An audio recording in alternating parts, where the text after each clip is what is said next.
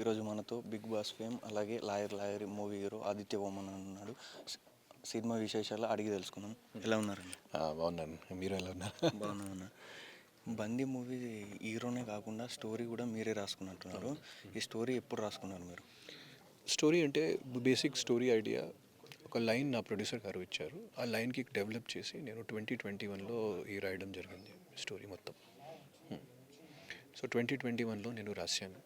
పర్యావరణ సంబంధించిన ఒక యారోగెంట్ పర్సన్, ఒక లాయర్, ఒక కమర్షియల్ పర్సన్ అడవిలో ఎలా ట్రాప్ అవుతారు, తర్వాత ఆ ట్రాప్ అయిన తర్వాత what he learns, how he learns, అది చేయడం జరిగింది. ఒక స్టార్ హీరో, ఒక హీరో స్టోరీ రాసుకున్నప్పుడు పెద్ద డైరెక్టర్తో మూవీ చేస్తారు. మీరు ఏమైనా అనుకున్నారా రిస్క్ చేస్తున్నా అని? చిన్న డైరెక్టర్తో తీస్తున్నారు. Every film is a risk. So కానీ ఇట్లాంటి సినిమాల్లో అంటే ఇట్లాంటి సినిమాలు ఒక కొత్త డైరెక్టర్ చేసినప్పుడు మనం ఎంకరేజ్మెంట్ చేయాలి. ఎందుకంటే ఇట్లాంటి సినిమాలు ప్రతిరోజు రావు. సో అది అనుకుని నేను ఇట్లాంటి సినిమాలు ఒప్పుకోవడం జరిగింది. So I was no regrets, దాంట్లో రిగ్రెట్స్ ఏం లేవు. సినిమాలో చూస్తే పంచభూతాలు ఉన్నాయి. దేనిలో ఎక్కువ రిస్క్, ఎక్కువ ఇబ్బంది అనిపించింది మీకు? ఇబ్బంది అంటే అడవిలో షూటింగ్ చేయాలంటే ఈజీ కాదు కదా. ప్రతిరోజు ఇబ్బందులు, ప్రతిరోజు మేము చాలా ప్రాబ్లమ్స్ ఫేస్ చేశాను. అక్కడ కొన్ని ప్లేసెస్లో అంటే క్యారవాన్ కూడా వెళ్ళరు, ఇది ఏమి టెంట్స్లో కూడా పడుకోవడం జరిగింది. అక్కడ ప్రాపర్ టాయిలెట్స్ కూడా లేవు. కొన్ని ప్లేసెస్లో చాలా రిస్క్ కూడా అయింది. సో ప్రతిరోజు రిస్క్, ప్రతిరోజు ఇబ్బందులు. అంటే మూవీకి చాలా చూస్తే కమర్షియల్గా సక్సెస్ కాలేకమ్మా అని స్పీచ్లో విన్నాము. ఇంకెన్ని డబ్బులు వస్తాయి కమర్షియల్గా సక్సెస్? అది సినిమా ఇప్పుడు కూడా రన్నింగ్లో ఉంది.